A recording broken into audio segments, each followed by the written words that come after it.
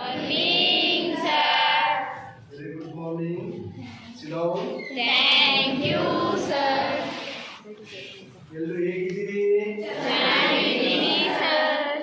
ಎಲ್ಲರೂ ಕ್ರಿಸ್ಮಸ್ ಆಚರಣೆ ಮಾಡಿದ್ರಿ? Yes, sir. ಮಾಡಿದ್ರಾ? ಮಾಡದಿದ್ದು ಸಹ ವಿಶ್ ಮಾಡಿದ್ರಿ ಎಲ್ರಿಗೂ? Yes, sir. ಅಲ್ವಾ? Yes, sir. ಒಳ್ಳೆಯ ಹವ್ಯಾಸ. ओके,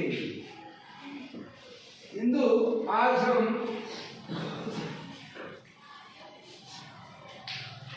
पाठ पढ़ने से पहले एक कहानी सुनाएंगे। कन्नड़ की कहानी है।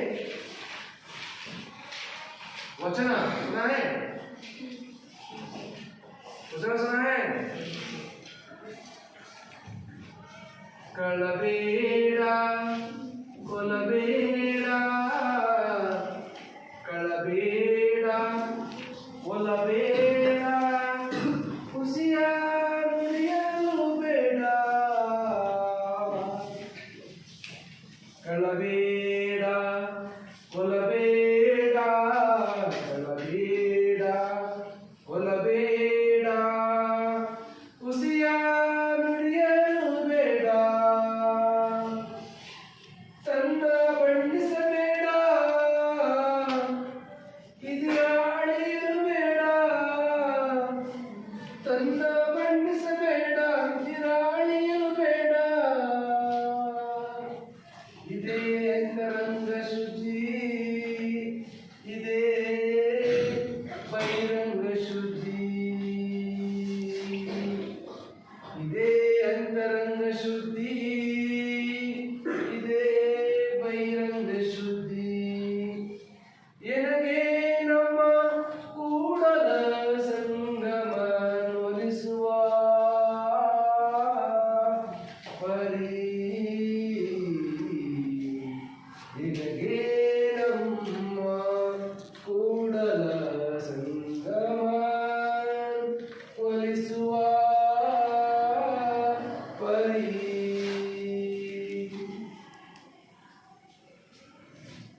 ದಯವಿಲ್ಲದ ಧರ್ಮವು ಯಾವುದಯ್ಯ ದಯವೇ ಬೇಕು ಸಕಲ ಪ್ರಾಣಿಗಳೆಲ್ಲರಲ್ಲಿಯೂ ದಯವಿಲ್ಲದ ಧರ್ಮವು ಯಾವುದಯ್ಯ ದಯವೇ ಬೇಕು ಸಕಲ ಪ್ರಾಣಿಗಳೆಲ್ಲರಲ್ಲಿಯೂ ದಯವೇ ಧರ್ಮದ ಮೂಲವಯ್ಯ ದಯವೇ ಧರ್ಮದ ಮೂಲವಯ್ಯ ಅಲ್ವಾ? ಧರ್ಮ ಮೂಲ ಅದು ಎಸ್. ಡೊಂಕು ಬಾಲದ ನಾಯಕರೇ ನೀವೇನು ಊಟವ ಮಾಡಿದಿರಿ? ಕನಕ ಕಂಡು ಎಲ್ಲಿಗೆ ಹೋಗುವಿರಿ? ಅಣುಕು ಇಣುಕು ನೋಡುವಿರಿ. ಡೊಂಕು ಬಾಲದ ನಾಯಕರೇ ನೀವೇನು ಊಟವ ಮಾಡಿದಿರಿ? ಅಲ್ವಾ? ಈ ತರ ವಚನಗಳನ್ನು ಕೂಡ ಓದಿದ್ದೇವೆ. ಎಲ್ಲ ವಚನಗಳು ಸಮಾಜವನ್ನು ಸುಧಾರಿಸುವ ನಿಟ್ಟಿನಲ್ಲಿ ರಚನೆ ಆಗಿರುವಂಥದ್ದು. ಬಸವಣ್ಣನವರು ಬಹಳ ಅದ್ಭುತವಾದಂತಹ ವಚನಗಳ ಮುಖಾಂತರ ದಯೆ, ಪ್ರೇಮ ಹಾಗೂ ಮಾನವೀಯ ಗುಣಗಳನ್ನ ಬೆಳೆಸಿಕೊಳ್ಳುವುದಕ್ಕೆ ಒಳ್ಳೆಯ ವಚನಗಳನ್ನು ನೀಡಿದರು. ಮಾತು, ವಚನ ಅಂದರೆ ಮಾತು. ಇದು 12ನೇ ಶತಮಾನದ ಕಾಲದ ನಾವು 12वीं शताब्दी के वचनों को हम देख रहे हैं. आगे बढ़ते बढ़ते बढ़ते 15 और 16 शताब्दी में और एक धारा कार्य प्रवृत्ति हुई. उस कार्य प्रवृत्ति में भक्तिकालीन धारा को देख सकते हैं. सब भक्तिकालीन, क्योंकि प्राचीन काल में सूरवीर रस को देखा है, सो युद्ध की कला को देखा है, उससे जर्जरित अनेक सैनिकों ने, अनेक राजा महाराजाओं ने उनसे वितरित रहना चाहता है, उनसे दूर रहना चाहता है। इसलिए वो भक्ति में तल्लीन होने के लिए क्या किया, एक भक्ति काल को सृजन किया।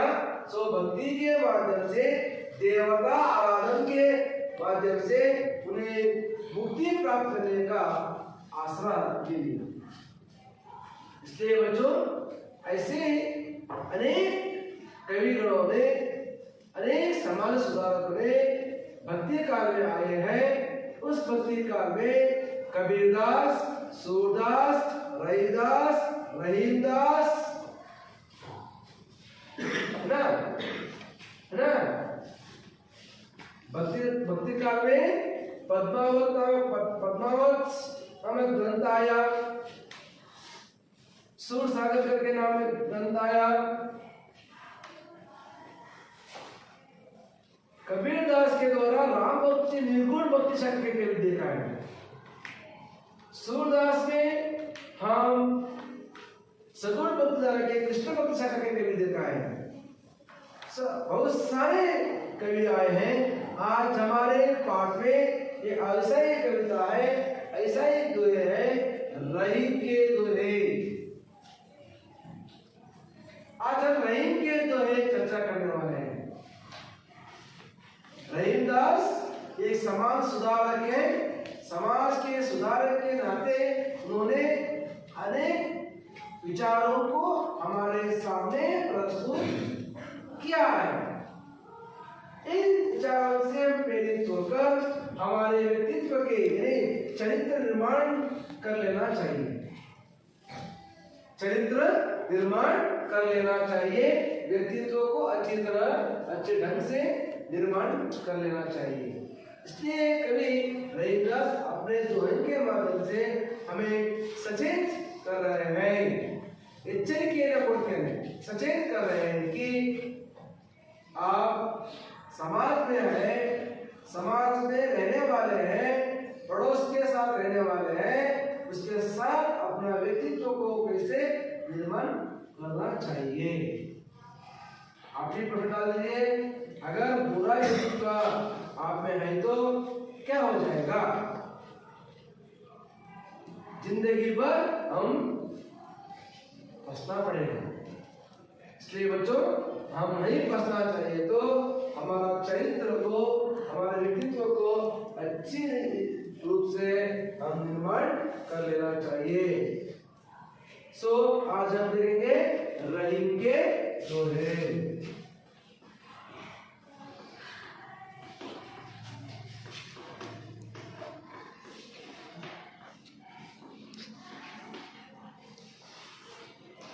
क्या है? रहीम के दोहे। रहीम के दोहे।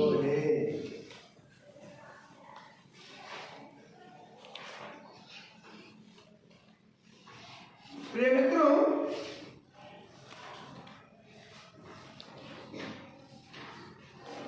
रहीमदास का जन्म 17 दिसंबर 1575 को लाहौर में हुआ था। ಹದಿನೇಳುನೂರ 56ರಲ್ಲಿ ಲಾಹೋರ್, ಎಲ್ಲಿರುತ್ತೆ ಲಾಹೋರ್?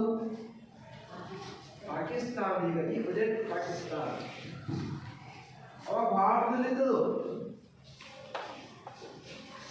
ಭಾರತ ವಿಂಗಡಣೆ ಆಗಕ್ಕಿಂತ ಮುಂಚೆ 1947ಕ್ಕಿಂತ ಮುಂಚೆ ಲಾಹೋರ್ ಅನ್ನೋ ಸ್ಥಳ ನಮ್ಮ ದೇಶದಲ್ಲಿ ಭಾರತ ವಿಭಜನೆ ಆದ್ಮೇಲೆ ಅದು ಪಾಕಿಸ್ತಾನಕ್ಕೆ ಸೇರಿಕೊಂಡಿದೆ.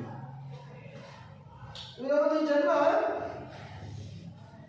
1556 ಡಿಸೆಂಬರ್ 17ರಂದು मतलब उनका पूरा नाम और पूर्ण हेसरू अब्दुल रहीम खान खाना, अब्दुल रहीम खान खाना और पूर्ण हेसरू अब्दुल रहीम बोलिए अब्दुल रहीम खान खाना। ओके, उनके पिता के नाम बैराम खान, बैराम खान, माता का नाम सुल्ताना। बैराम खान पिता का नाम होता है तो माता का नाम सुल्ताना। रहीम सदसई 12वें नायिका भेद श्रृंगार सालोटा आदि इनकी प्रसिद्ध रचनाएं हैं और अनेक ಕೃತಿಗಳನ್ನು ರಚನೆ ಮಾಡಿದ್ದಾರೆ। ರಚನೆ ಅಂದ್ರೆ ಕೃತಿಗಳು, ಗ್ರಂಥಗಳ ರಚನೆ ಮಾಡಿದ್ದಾರೆ। ಯಾವಪ್ಪ ಅಂದ್ರೆ ರहीम सदसई 12वें नायिका भेद ಶೃಂಗಾರ ಸರೋಟ ಅನ್ನುವಂತಹ ಅನೇಕ ಗ್ರಂಥಗಳನ್ನು ರಚಿಸಿದ್ದಾರೆ। इनके काव्य में ಇವರ ಪ್ರತಿಯೊಂದು ಕಾವ್ಯಗಳಲ್ಲಿ ಯಾವ ಕಾವ್ಯಗಳಲ್ಲಿ ರೈಕ್ಯ ಸತ್ಸೈ ಆಗಿರ್ಬೋದು, ಬಾಳೆ ನಾಯಿಕ ಆಗಿರ್ಬೋದು, ಶೃಂಗಾರ ಸರೋಟ ಆಗಿರ್ಬೋದು, ಇಂತಹ ಕಾವ್ಯಗಳಲ್ಲಿ ಇಂತಹ ಗ್ರಂಥಗಳಲ್ಲಿ ಅವರ ಕಾವ್ಯಗಳಲ್ಲಿ ನೀತಿ, भक्ति, प्रेम, श्रृंगार का सुंदर समावेश हुआ है। ಅವರ ಯಾವುದೇ ನಾವು ದೇಹಗಳನ್ನು ನೋಡಿದಾಗ, ಗ್ರಂಥಗಳನ್ನು ಓದಿದಾಗ ನಮಗೆ ಬರುವಂತಹ ಮೌಲ್ಯಗಳೇನಪ್ಪ ಅಂದ್ರೆ ಮೊದಲನೇದಾಗಿ ಅವರ ನೀತಿಯನ್ನ ಕಾಣ್ತೇವೆ। ನೀತಿ ನೀಡುವಂಥದ್ದು, ಸಮಾಜಕ್ಕೆ ಒಳ್ಳೆ ವಿಚಾರವನ್ನು ಹೇಳುವಂಥದ್ದು ನಾವು ನೋಡ್ತೇವೆ। ಮತ್ತೆ ಭಕ್ತಿಯನ್ನು ನೋಡ್ತೇವೆ, ಯಾವ ರೀತಿ ಭಕ್ತಿಯಿಂದ ಇರಬೇಕು, ಯಾವ ದೇವರನ್ನು ಆರಾಧಿಸಬೇಕು। ಪ್ರೀತಿ ನೋಡ್ತೇವೆ, ಪ್ರೇಮ ಆಗ್ತದೆ, ಪ್ರೀತಿ ಹೇಗೆ ಇರಬೇಕು ನೋಡ್ತೇವೆ। ಶೃಂಗಾರ, ಲವಲವಿಕೆ ಹೇಗಿರಬೇಕು ಅನ್ನುವಂಥ ಎಲ್ಲ ವಿಚಾರಗಳನ್ನ ಅವರ ಕಾವ್ಯಗಳಲ್ಲಿ ನಾವು ನೋಡಬಹುದು। ಸೊ ನಾವು ಕಾವ್ಯಗಳನ್ನು ಓದುವಾಗ ಈ ರೀತಿಯ ಮಾನದಂಡಗಳನ್ನು ಇಟ್ಟುಕೊಂಡು ಓದಿದ್ದೇ ಆದರೆ ಮಾತ್ರ ನಿಜವಾಗಿಯೂ ನಾವು ಒಳ್ಳೆಯ ಜ್ಞಾನಿಗಳಾಗೋದ್ರಲ್ಲಿ ಸಂಶಯ ಬೇಡ। ಹಾಗಾಗಿ ನೀವು ಅವರ ವಚನಗಳನ್ನ ಅಂದ್ರೆ ದೋಹೆಗಳನ್ನ ಒಳ್ಳೆಯ ರೀತಿ ಅಧ್ಯಯನ ಮಾಡಿಕೊಳ್ಳಿ। ಸೊ ಮಕ್ಕಳ, ಈಗ ನಾವು ದೋಹೆಗಳನ್ನ ಓದುವ। ಎಸ್, ಯಾರು ಓದ್ತೀರ ದೋಹೆಗಳನ್ನ? ವಾಲಂಟಿಯರ್ಸ್ ಆಗ್ಬಿಡ್ತೀರಾ? ಎಸ್, ಬನ್ನಿ। ಸೆಕೆಂಡ್ ಎಸ್, ಮತ್ತೆ ಓದ್ತೀರಿ ದೋಹೆ?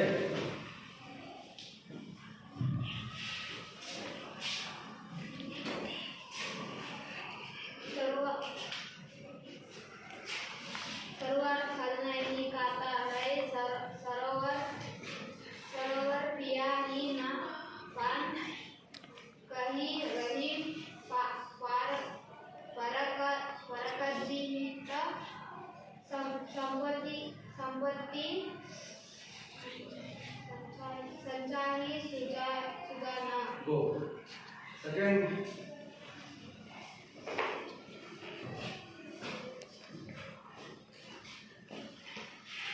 Nadiana. Third. Yes. जो रही विक्रम प्रकृति का करी सत्ता चंदन विष व्याप्त नहीं, निपटे रहते बुझे। जोर से बोलना। कहीं रेखा बढ़ने को रघुनाथ दीजिए कारण, जहाँ काम आवे सुनी कहा करे करवाई। और एक अंदर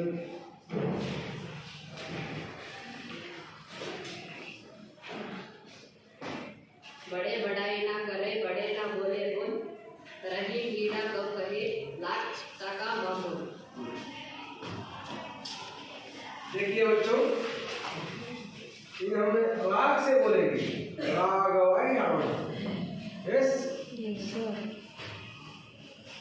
तरुवर फल नहीं खाता है, तरुवर फल नहीं खाता है, तरुवर फल नहीं खाता है, तरुवर फल नहीं खाता है, सरोवर पियाही ना पान, सरोवर पियाही ना पान, कहीं रहीम परक जहित, कही रहीम परक जहित, कहीं रहीम परक जहित, कही रहीम परक जहित, संपत्ति संचयी सुजान, संपत्ति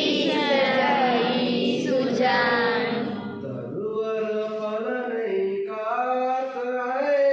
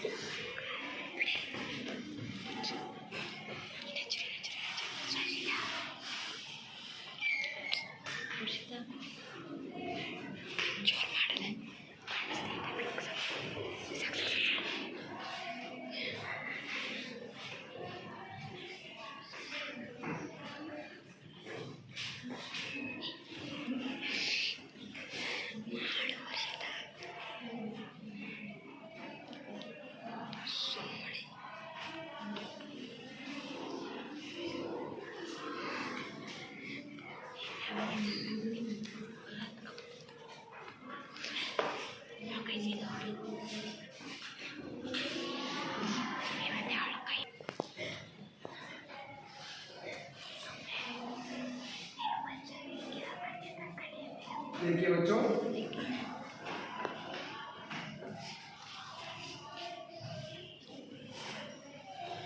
इस कविता में कवि हमें नीति दे रहा है, नीति पर मौल्य दे रहा है।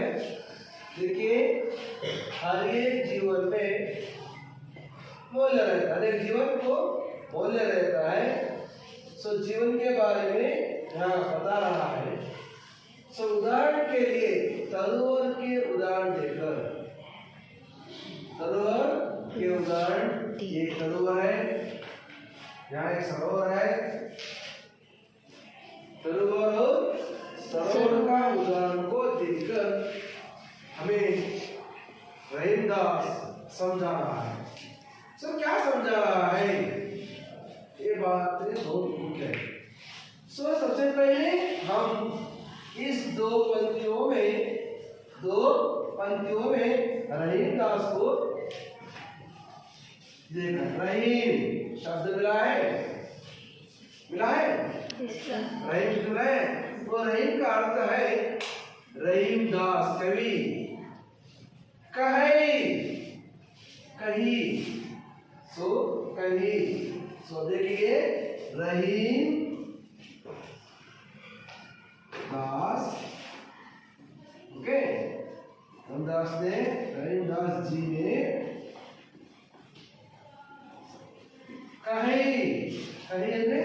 कहते हैं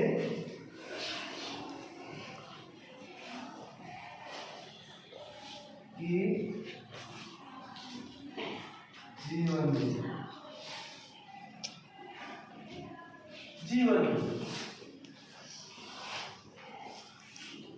तरुवर मीन्स पेड़, क्या है, पेड़ यानी वृक्ष, ओके, तरुवर का क्या है, पेड़ या वृक्ष। सरोवर मीन्स समुद्र, ओके। और एक है पानी, नीचे आगे सुजान, सज्जन, ओके। सो संच में संग्रह,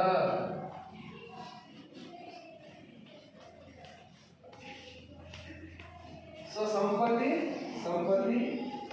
परकज हित, दूसरों के हित,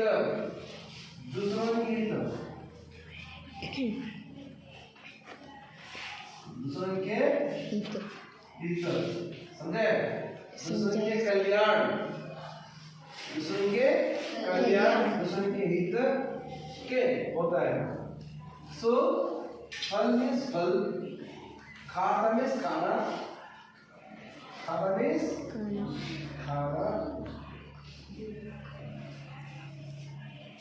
समझे, सबका अर्थ मिला आपको, मिल गया, यस। तरुवर का अर्थ क्या है, यस। खाद का अर्थ क्या है, खाना। सरोवर का अर्थ क्या है, समुद्र। तो पिया ही पान का पानी, पिया ही पीना, समझे। सो परकज हित, संपत्ति,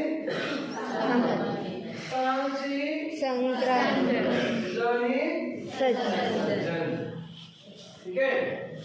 देखिए बच्चों, रहीमदास जी ने कहते हैं कि रहीमदास जी ने कहते हैं कि जीवन में, ओके। सो वृक्ष सरोवर का अर्थ क्या है? वृक्ष। पेड़ ने स्वयं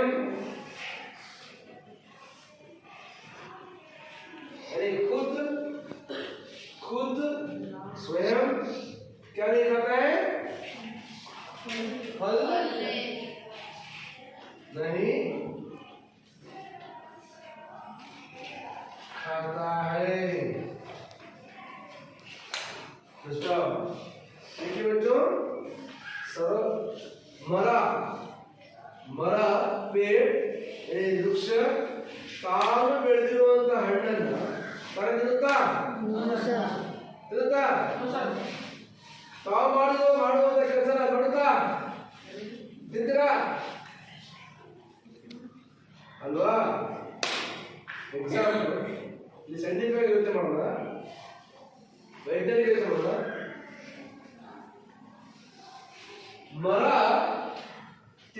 ಮರ ಕೊಡುವಂತ ಹಣ್ಣನ್ನ ಮರ ತಿನ್ನಕ್ಕಾಗಲ್ಲ. ಅದೇ ಮರ ಯಾರಿಗೆ ಕೊಟ್ಟಿದೆ? ಬರಕ್ಕಾದ ಇಂತ ಕೊಟ್ಟಿದೆ. ಬೇರೆಯವರಿಗೆ ಹಣ್ಣನ್ನ ಕೊಡುತ್ತೆ, ಅದನ್ನ ಅವರ ಕಲ್ಯಾಣವನ್ನು ಮಾಡಿದೆ, ವೃದ್ಧಿ ಮಾಡುತ್ತೆ. ಅದೇ ರೀತಿ ಸರೋವರವೇ ಸಮುದ್ರ ಸ್ವತಃ ನೀರು ಕುಡಿಯುತ್ತೆ. ಸಮುದ್ರ ಸ್ವತಃ ಸ್ವಯಂ ಪಾನಿ ನಹಿ ಪೀತಾ. ಯಾಕೆಂದ್ರೆ ಅದು ತಾನು ಸೃಷ್ಟಿಸುವಂತ ನೀರು ಅದೇ ಕುಡಿಯುತ್ತಾ? ಕುಡಿಯಲ್ಲ. ಅದೇ ಮಾಡುತ್ತೆ, ಬರೋ ದಾರಿಯಲ್ಲಿ ಬರುವಂತ ಜನರಿಗೆ ಅದು ಆಸೆ ಆಗುತ್ತೆ, ಕುಡಿಸುತ್ತೆ ಅಲ್ವಾ?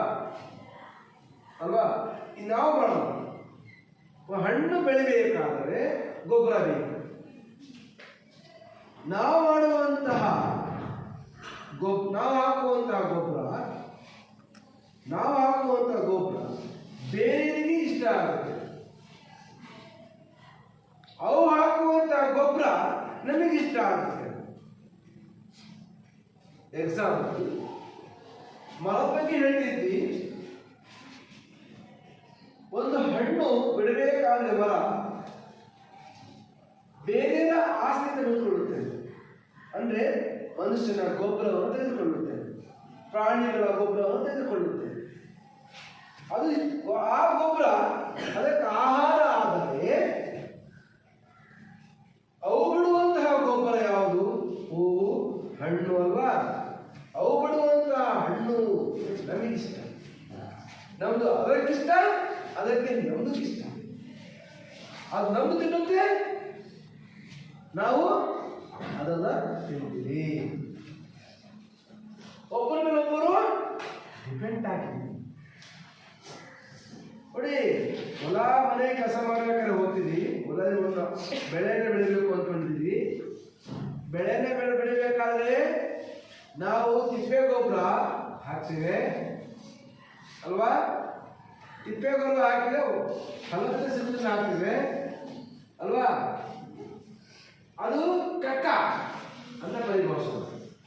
ನಾವು ಅದನ್ನು ಬಿಟ್ಟಲ್ಲ, ಆದ್ರೂ ಆ ಒಂದು ಗಿಡಗಳಿಗೆ, ಆ ಒಂದು ಸಸ್ಯಗಳಿಗೆ ಅದೇ ಆಹಾರ ಅಂತಾದ್ರೆ ಅದನ್ನು ನುಂಗಿ ತಿನ್ನಂತ ಅವು ಬಿಡುವಂತ ಆಹಾರ ಇದೆಯಲ್ಲ, ಅವುಗಳಿಗೆ ಕಕ್ಕಾದು, ಅದು ಬಿಡೋದು ಕಕ್ಕಾದು. ಆ ಆಹಾರ ನಾವು ಇಷ್ಟಪಡ್ತೀವಿ. ಸೊ ಹಾಗಾಗಿ ಯಾರು ತಾವು ಬೆಳೆಯುವಂತ ಆಹಾರವನ್ನ ಯಾವುದಕ್ಕೆಲ್ಲ ಬೇರೆ ವಿನಿಯೋಗ ಮಾಡಿ.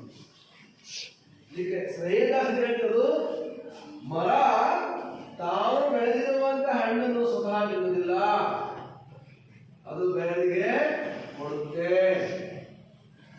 ಸರೋವರವೂ ಸಹ ತಾನು ಸೃಷ್ಟಿಸುವಂತ ನೀರನ್ನ ಸ್ವತಃ ಕುಡಿಯುವುದಿಲ್ಲ, ಅದು ಬೇರೆಯವರಿಗೆ ತಿಳಿಸುತ್ತೆ. ಅಂದ್ರೆ ನಾವು ತಿಳಿದಂತಹ ಜ್ಞಾನವನ್ನು ಇನ್ನೊಬ್ಬರಿಗೆ ವಿನಿಯೋಗ ಮಾಡಿದ್ರೆ ನೀನು ಜಾಣಿಯಾಗಿ ಇನ್ನೊಬ್ಬನು ಕೂಡ ಜಾಣನಾಗುತ್ತಾನೆ. ಅದಕ್ಕೆ ಕವಿ ಮುಂದೆ ಸಾಗಿ ಹೇಳ್ತಾರೆ, ಸೃಜನ್, ಈ ಸೃಜನೆ ಹೇಳಿದ್ವಿ, ವಿದ್ಯಾವಂತರು ಒಳ್ಳೆಯವರು ಹೇಳಿದ್ವಿ. ಈ ಸೃಜನ್ ಸುಂದರವಾದ ಜ್ಞಾನವನ್ನು ಕಟ್ಟಿಕೊಂಡ ವ್ಯಕ್ತಿ ನೋಡಿದ್ರೆ ಏನ್ ಸಂಪತ್ತನ್ನ ಸಜ್ಜನೆ ಸಂಪತ್ ಕೋ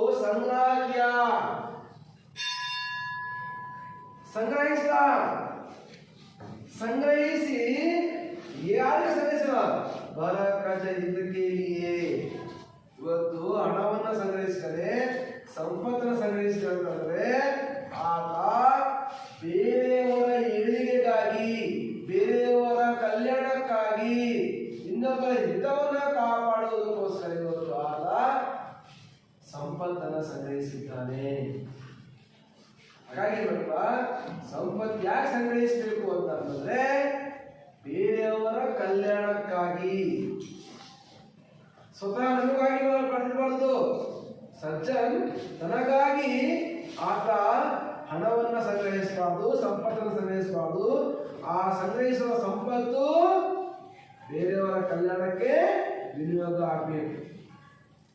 ಆಗ ಉತ್ತಮ ಸಮಾಜ ನಿರ್ಮಾಣ ಮಾಡಲಿಕ್ಕೆ ಸಾಧ್ಯ, ಒಳ್ಳೆಯ ಸಮಾಜವನ್ನು ಸುಧಾರಣೆ ಮಾಡಲಿಕ್ಕೆ ಸಾಧ್ಯ.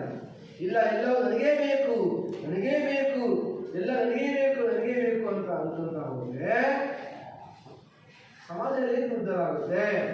ಇವತ್ತಿನ ರಾಜಕಾರಣಿಗಳಿಗೆ ಇದು ಅನ್ವಯ ಆಗುತ್ತೆ. ರಾಜಕಾರಣಿಗಳು ಯೋಚನೆ ಮಾಡ್ತಾರೆ, ಸಂಪತ್ತನ್ನ ತನಗಾಗಿ ಸಂಗ್ರಹಿಸಿಕೊಳ್ತಾರೆ, ಸಮಾಜಕ್ಕಾಗಿಲ್ಲ. ಅವರು ಸಮಾಜಕ್ಕಾಗಿ ಸಂಗ್ರಹಿಸುತ್ತಿಲ್ಲ. ಅವ್ರು ಸಂಗ್ರಹಿಸಿಕೊಳ್ಳುವುದು ತಮ್ಮ ಹಿತವನ್ನು ಮಾತ್ರ ಕಾಪಾಡಿಕೊಳ್ಳಬೇಕಷ್ಟೇ.